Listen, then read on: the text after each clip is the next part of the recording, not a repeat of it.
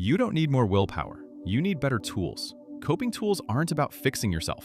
You don't need to be fixed. They give you options, so the next hard moment doesn't run the whole day. Most coping advice falls into two buckets. Either it's too vague to use, just breathe, or it's too clinical to remember when you're actually in it. Neither one helps you at 4 p.m. on a Tuesday when your nervous system is already over the line. The best coping tools are the ones that change your state without making tomorrow worse. That's the whole bar. Not perfect, not impressive. Just, does this help, and does it not cost me anything I'll regret?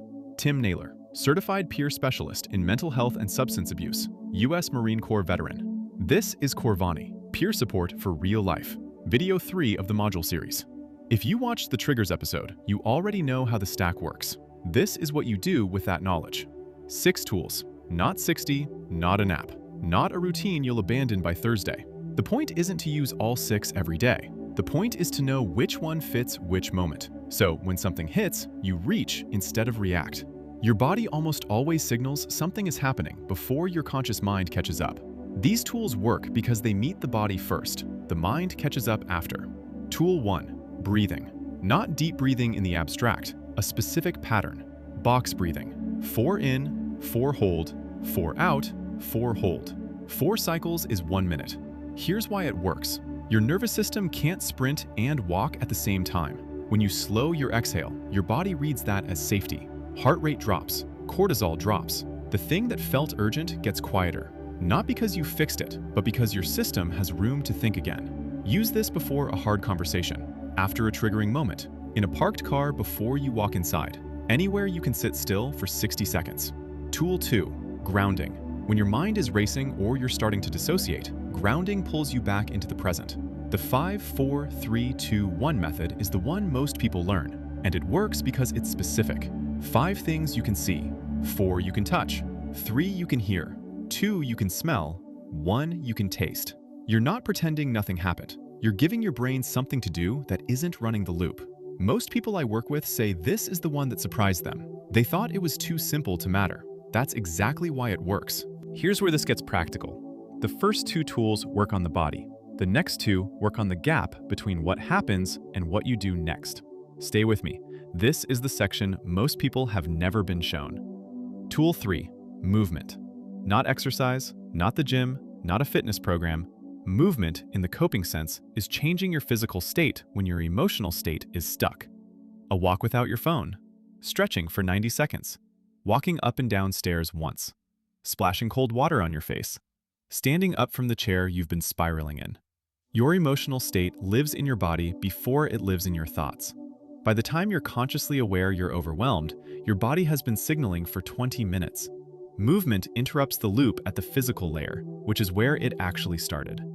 Tool 4, the pause. Between what triggers you and how you respond, there is a space. Most of the time, it feels like there isn't one. Like the reaction and the trigger are the same thing. They're not. The pause is your intentional decision to use that space. It can be 3 seconds, it can be 3 minutes. It doesn't matter how long, what matters is that you took it. Here's what the pause actually looks like in real life. Someone sends a message that hits a nerve. Instead of typing back, you put the phone down. You don't have to solve anything. You don't have to feel calm. You just have to not respond yet. That's the whole move. The pause isn't about restraint. It's about reclaiming the part of you that gets bypassed when the reaction is automatic. Tool 5, journaling. 3 sentences, not 3 pages. Most people quit journaling because they think it has to be deep. It doesn't. It has to be honest. What happened? What your body did? What story you told yourself about it? That's it. 3 lines. You can do it on your phone. You can do it on a sticky note. You can do it in the workbook if structure helps you. What journaling does, and this is the part no one explains, is it takes a feeling that's running on loop in your head and puts it outside of you. Once it's outside, you can look at it. Once you can look at it, you can decide what's true and what's just a story your nervous system built to make sense of stress. Tool 6, connection. You are not designed to navigate mental health alone. That's not a weakness. It's a species-level fact. The nervous system co-regulates. It calms down faster in the presence of another calm nervous system than it ever will in isolation. Connection doesn't have to be a deep conversation. It can be a text to one person that says, "rough day." It can be sitting in the same room as someone you trust. It can be a phone call where you don't even talk about what's hard, you just talk.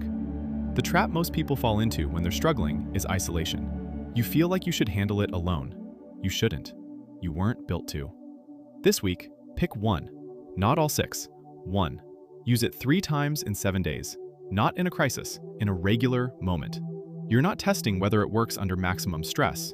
You're building the muscle of reaching for it before the moment gets bigger. The tool that fits your week isn't always the one that sounds the most useful. It's usually the one you keep avoiding. That's the data. That's the toolkit. 6 tools: breathing, grounding, movement, the pause, journaling, connection. None of them are about fixing you. You don't need to be fixed. They give you options when the moment gets real. Next video is about routine, how to take what you've built and turn it into something that holds you up, without becoming another thing you fail at. Routine isn't a cage, it's a container. The full module, exercises, prompts, and a 4-week tracker that fits a real life is in the Korvani workbook at stan.store/Korvani.